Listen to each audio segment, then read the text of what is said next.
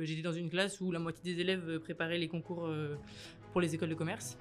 Et moi, ça m'intéressait pas du tout. Moi, j'ai été à la fois très passionnée toujours et aussi très compétitrice. Donc, le format de la prépa me convenait particulièrement. L'ENS, c'est un peu particulier parce que c'est une école prestigieuse, etc. Mais c'est une fac déguisée avec un très beau tampon sur le dossier. J'ai mis du temps à comprendre quelle organisation du travail marcherait pour moi. Et c'était pas du tout la même que d'autres élèves qui ont très bien réussi dans ma prépa.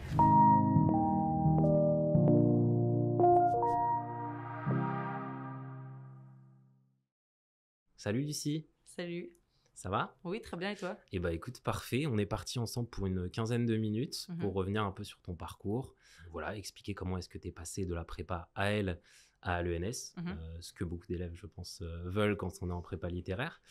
Si on reprend un peu le fil de ton parcours, Lucie au lycée, c'était quel type d'élève? C'est une élève qui s'est beaucoup cherchée parce que au moment de la seconde et du choix entre les différentes sections proposées, j'ai hésité entre S et L parce que c'était ou bien une hypocagne pour une canne classique et ambitionner d'intégrer l'école normale supérieure ou médecine. Et finalement, je suis allée en S parce que dans le système français, c'est la seule voie qui permet de ne pas se fermer de porte avant le bac. Et je suis arrivée en première en ayant encore un goût très prononcé et à peu près égal pour la plupart des matières que j'étudiais, mais avec une appétence prononcée pour, d'une part, les mathématiques et la littérature que j'avais découvert un peu comme un feu d'artifice en seconde, et les langues anciennes, donc le latin et le grec, que j'étudiais depuis longtemps. Et alors mon choix s'est fait assez vite parce que je me suis rendu compte j'ai écouté les conseils de professeurs qui m'ont dit suivez votre goût, parce que j'avais la chance d'être à peu près plutôt bonne élève, sérieuse, et donc d'être capable de me débrouiller dans la plupart des voies que j'aurais envie de suivre. Et je me suis rendu compte que je voulais pas que la littérature reste juste un hobby et une pratique de passe-temps. Et voilà, donc forte de cette conviction, je suis restée en S pour avoir un bagage un peu cohérent, et parce qu'en discutant avec des professeurs et des anciens élèves de classe préparatoire littéraire, j'ai découvert que c'était des prépas dans lesquels en fait un tiers venait de classe scientifique, un tiers de classe littéraire et un tiers de classe économique, et que chacun arrivait avec des connaissances particulières et des qualités qu'ils avaient développées dans leur filière.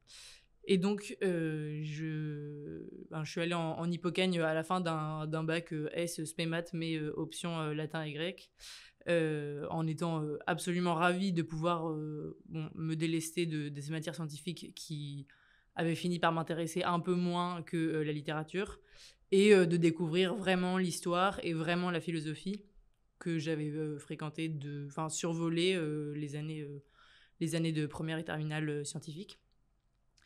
Et ensuite, donc j'ai fait une hypocagne, une cagne et une cube AL en option lettres classiques, langue vivante allemand, euh, pour préparer le concours de l'école normale supérieure. J'étais dans une classe où la moitié des élèves préparaient les concours pour les écoles de commerce. Et moi, ça m'intéressait pas du tout. Et avec tout le respect que je porte à ces formations, je savais que c'était pas ce dans quoi je m'épanouirais, et parce que j'ai envie d'enseigner, et donc j'étais très sûre de moi, et je n'ai pas préparé ces concours sans aucun regret. Et donc ça a été 3 années de grand épanouissement, de difficultés, parce que la prépa c'est une expérience humaine très forte, mais aussi très lourde, parce qu'on est tout le temps avec les mêmes gens, que forcément les liens très intenses il peut y avoir des frictions, et que les enseignements sont ultra enrichissant personnellement, intellectuellement, mais de fait très lourd, et qu'il y a beaucoup de nouvelles méthodes à découvrir. Et donc, j'ai été sous-admissible en Cagne et admissible en Cube à l'ENS de Lyon et à l'ENS d'Ulm, et admissible sur dossier par un concours qu'on appelle le concours normalien étudiant, et admise en master de l'école normale supérieure, qui est la voie que j'ai finalement intégrée parce que j'ai planter une partie des euros qui m'auraient mené à réussir ces concours, les concours classiques, disons. Et donc là, ça fait 2 ans que je suis à Normal en master de lettres classiques.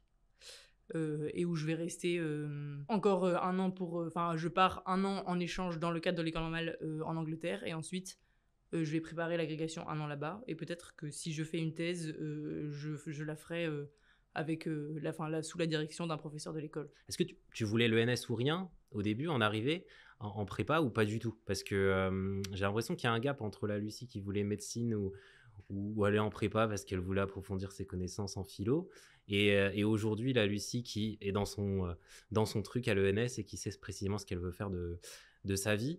Le déclic, tu l'as eu en prépa? Le fait de vraiment viser l'ENS et de donner les moyens d'intégrer l'école qu'une majorité de candidats en voie littéraire veut rejoindre, ou c'était déjà le cas avant? Moi, j'ai été à la fois très passionnée toujours et aussi très compétitrice. Donc, le format de la prépa me convenait particulièrement parce que l'optique de se frotter aux exigences d'un concours me boostait intellectuellement vraiment de façon très importante. Et j'en avais discuté avec des professeurs qui m'avaient dit n'allez pas en fac, vous vous foutrez rien, et puis surtout vous avez besoin de ce stimulus du concours. Et donc l'ENS c'est un peu particulier parce que c'est une école prestigieuse, etc., mais c'est une fac déguisée avec un très très beau tampon sur le dossier, mais en soi on y fait la même chose qu'en master à la Sorbonne ou dans d'autres facultés. Simplement, on a cette possibilité de rencontrer des étudiants qui sont des spécialistes dans des domaines très différents. Et donc, il y a un vrai dialogue. Et vraiment, le pied, c'est de pouvoir assister à tous les cours qu'on veut. Donc, si on y prend goût, des cours d'astrophysique ou de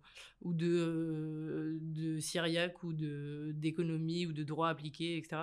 Et donc, moi, je voulais continuer des études de lettres. Donc, ça aurait été... je pense que j'aurais été heureuse en master dans une institution plus lambda. Mais c'est vrai que la possibilité d'avoir accès à cette école que je voyais un peu comme le lieu où se forge l'intelligence et les profils, les grands profils qui vont dessiner le monde intellectuel de demain, m'attirait. Et donc, j'ai tout donné pour essayer d'obtenir ce concours et d'avoir ce petit plus de l'ENS qui est vraiment la pluridisciplinarité et la possibilité de continuer, même à un moment où on se spécialise, à s'intéresser encore à plein de sujets. Donc voilà. Et à ton arrivée en AL, t'as rencontré des difficultés dans les matières ou ça allait relativement bien? J'avais des facilités en langue vivante et en langues anciennes, parce que un vrai goût pour la traduction, qui est l'exercice principal des épreuves du concours, et des qualités de rigueur, mais aucune idée des exercices de dissertation du concours de l'école normale. Et disons, tu t'es pris des tôles pour parler franchement, ou pas trop? J'ai pas du tout eu tout de suite les notes nécessaires pour être admissible. Je me suis pas pris des racles. Disons que j'avais des acquis suffisants pour être confiante dans la possibilité d'un progrès. Mais je pense que cette confiance manque parfois, mais tout le monde a la possibilité de progresser, et surtout dans une prépa où on est très encadré, comme celle dans laquelle j'étais. Et mais oui, il y a des matières dont j'ai maîtrisé l'exercice dans la deuxième partie de mon année de cube. Et mais disons que je pense que c'est le cas dans toutes les prépas. On a de cesse de corriger les erreurs repérées dans une copie, et on va vers c'est un perfectionnement jusqu'au bout. Et oui, il y a eu... je pense pas avoir été la plus en difficulté dans mon établissement, mais non, il y a vraiment des méthodes que j'ai dû assimiler et pour lesquelles j'ai eu des difficultés, et j'ai dû m'entraîner, me forcer, faire des exercices, répéter. Et puis après, il y a aussi le fait d'apprendre à apprendre, parce qu'on a des quantités de savoir requises qui sont astronomiques, comme dans tous les concours des classes préparatoires. Et le quotidien de Lucie en prépa, ça donnait quoi un lundi classique? Ça a changé beaucoup entre l'hypocagne, la cagne et la cube, parce que il y a le côté un peu tout fou quand on sort du bac, on se dit que... en plus, quand on est dans une prépa où la plupart des cours nous intéressent, on travaille jusqu'à pas d'heure le soir. Moi, j'étais en prépa un peu avant mes cours pour bosser ma grammaire, de la grammaire de toutes les langues que j'étudiais. Et le soir, je continuais à lire mes cours en rentrant chez moi. Et on apprend beaucoup à raisonner son travail. Et par exemple, en cube, je travaillais plus du tout le week-end parce qu'après les DST du samedi, j'en étais parfaitement incapable et je sentais que j'avais besoin de me reposer. Et on apprend à travailler de façon raisonnée, à savoir varier les matières. Et j'ai mis du temps à comprendre quelle organisation du travail marcherait pour moi. Et c'était pas du tout la même que d'autres élèves qui ont très bien réussi dans ma prépa. Et c'est vraiment... on a tous le même programme, mais il faut accepter qu'on a chacun nos méthodes. Et accepter de se connaître et surtout de reconnaître ses faiblesses et de savoir jouer avec elles pour pas qu'elles embrayent la voie vers la réussite et l'obtention des écoles qu'on brille, quoi. Super. Et dans ton cas, alors ça s'est très bien passé en lettres, avec un magnifique vent du coup, au concours. Comment est-ce que alors c'est une matière sur laquelle, mais même nous à Mission Prépa, on reçoit énormément de questions, même en première année, là, depuis qu'on a ouvert la filière littéraire. Il y a toujours un problème de méthode qui semble récurrent, surtout pour les premières années. Comment est-ce que tu as réussi à t'en sortir dans cette matière et à exceller ensuite dans ton année de cube et dans ton année de carré?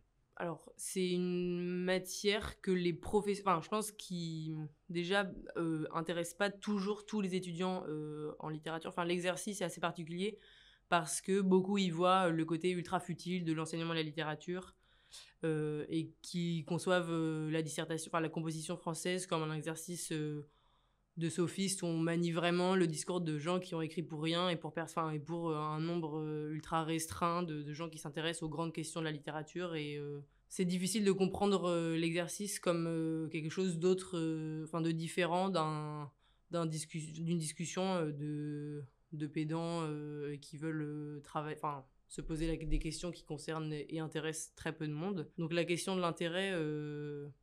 elle est primordiale et ne plus la poser, c'est nécessaire pour réussir à progresser dedans. L'autre défaut, c'est que la plupart des professeurs, mais ça vaut le coup aussi dans d'autres matières, notamment en philosophie, plusieurs professeurs en font un exercice un peu mystique. La troisième partie, sortie du chapeau, doit être une grande idée qu'aurait pu écrire tous ces grands critiques qu'on cite comme des exemples dans la dissertation.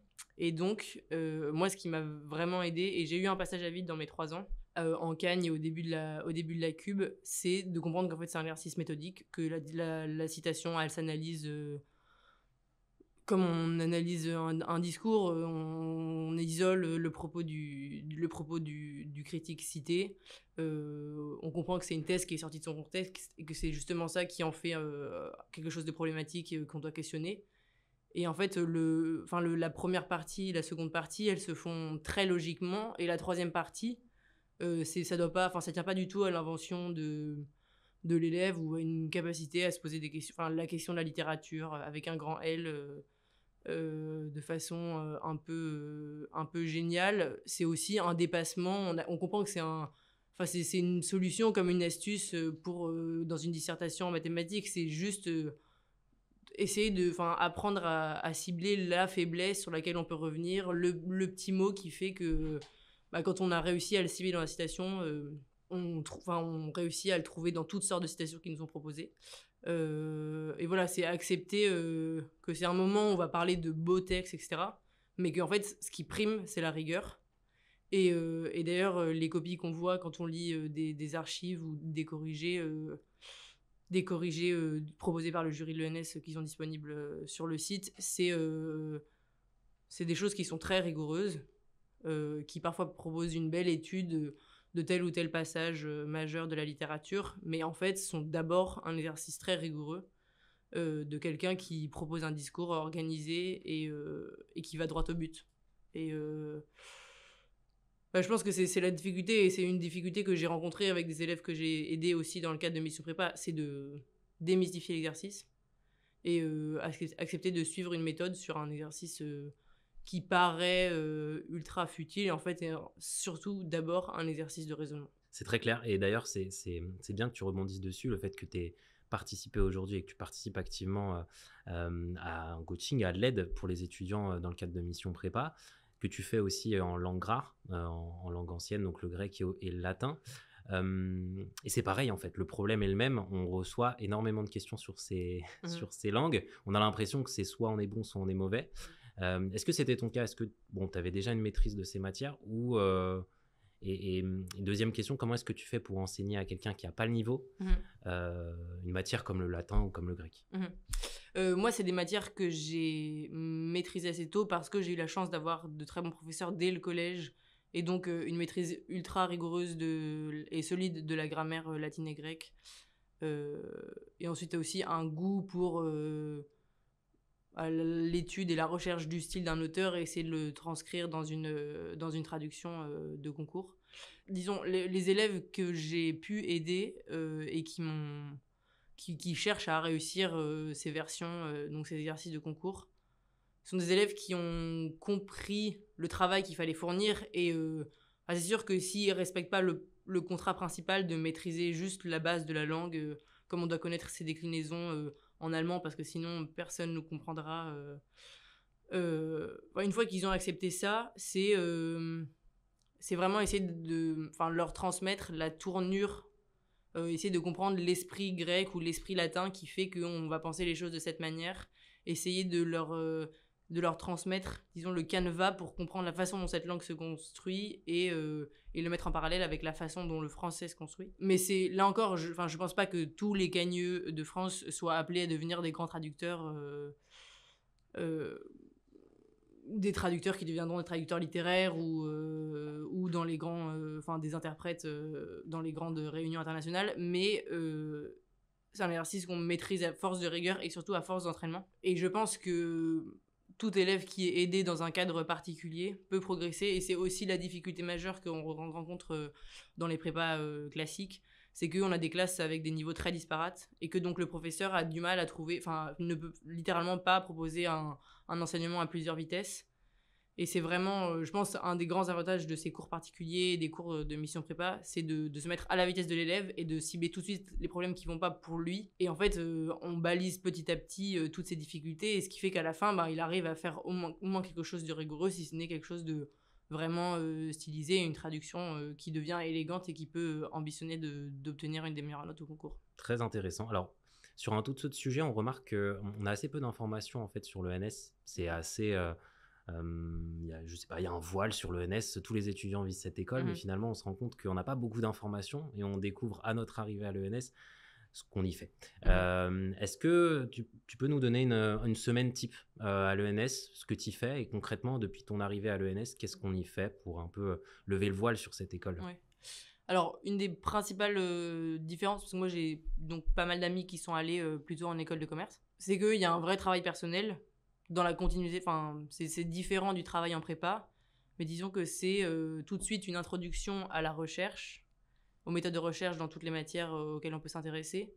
Et donc il y a des cours, on peut suivre différentes formes de cours. Il y a des cours magistraux qui sont des remises à niveau ou renforcement de la culture, de la connaissance de telle ou telle littérature, et pour les autres matières, approfondir tel ou tel domaine de la physique ou de l'histoire ou je ne sais quoi. Et il y a aussi le format de séminaire, qui sont des discussions qui sont organisées, dirigées par des professeurs qui sont spécialistes et qui amènent leurs travaux de recherche, leurs centres d'intérêt sur une table autour de laquelle se réunissent des potentiels étudiants futurs spécialistes de tel auteur ou de tel domaine, des gens qui s'y intéressent comme ça, des doctorants, et voilà, des différentes formes d'intérêt. Et en fait, on apprend par le partage de l'expérience ce à quoi ressemble la recherche. Éventuellement, on contribue aux travaux du professeur en lui donnant de nouvelles interprétations, en proposant un nouveau regard. Et c'est la discussion entre des gens de toute génération. Parce qu'il y a aussi, l'ENS, c'est un lieu qui est ouvert, et la plupart des cours sont axés à des lecteurs des lecteurs qui viennent juste pour assister, et donc il y a un vrai dialogue sur toutes sortes de sujets. Et donc pour parler de la semaine d'un étudiant à l'école, souvent on est inscrit, moi en l'occurrence je suis en master dans un département, donc j'ai un certain nombre de cours à valider dans ce département, et la plupart des étudiants sont inscrits dans un département qui est en gros leur majeur. Et donc, ils valident quelques cours dans ce département. Et ensuite, on peut aller voir partout. La seule difficulté, elle peut être personnelle parce qu'on ne comprend rien et que donc, si on arrive dans un cours pour spécialistes avec que des masters, des mastériens spécialisés dans ce domaine, on s'ennuie parce qu'on n'a pas du tout les codes pour suivre. Mais ensuite, on peut aller vraiment faire ce qu'on veut. Il y a on peut étudier toute forme de langue et la plupart des langues sont proposées à différents niveaux. Donc, on peut s'initier et devenir complètement spécialiste en partant de zéro. On peut aller voir des choses qui nous intéressent de plus ou moins loin et qui contribuent juste à nous faire... à élaborer notre profil intellectuel et juste notre humanité et d'être capable de s'intéresser à des questions de politique très actuelles et de comprendre mieux. Enfin, le but, c'est, je pense, quelqu'un qui sort de l'école normale supérieure, s'il y va pas seulement pour un peu la gloire et la possibilité d'appartenir à ce milieu très élitiste des chercheurs spécialistes, c'est de faire des étudiants et ensuite des professeurs ou d'autres métiers humanistes qui soient capables d'appréhender le monde sous à peu près toutes ses coutures. Et donc, c'est d'avoir un profil à la fois très spécialiste et très bien formé dans le domaine dans lequel il se spécialise, et de cultiver une curiosité et un goût pour toutes les autres matières, les autres questions que s'est posée l'humanité depuis la nuit des temps. Et voilà, donc c'est un profil curieux et spécialiste à la fois. Et c'est vraiment cultiver cette ambivalence, ce goût pour l'interdisciplinarité, le dialogue entre savants, et être soi-même un savant dont le but est quand même d'abord... les écoles normales, elles ont été créées pour former des enseignants. Et donc, le goût de la transmission et du partage de la matière dont on est spécialiste. Voilà. Super. En tout cas, je te trouve très rigoureuse. Tu as beaucoup parlé de rigueur tout à l'heure quand tu parlais des étudiants et de la caractéristique qui peut être importante en prépa. Je te trouve aussi très rigoureuse quand tu réponds aux questions. Qu'est-ce qu'on peut te souhaiter, toi, pour ces prochaines années à l'ENS ? De réussir le concours de l'agrégation et je pense aussi de profiter de cette école qui est un lieu extraordinaire en France, et de continuer à développer ma curiosité, à l'entretenir et à donner beaucoup de cours aux étudiants. Ouais, c'est ça, sur prépa, voilà. Nickel. Bon, merci beaucoup en tout cas, Lucie. Ouais, non, mais je t'en prie.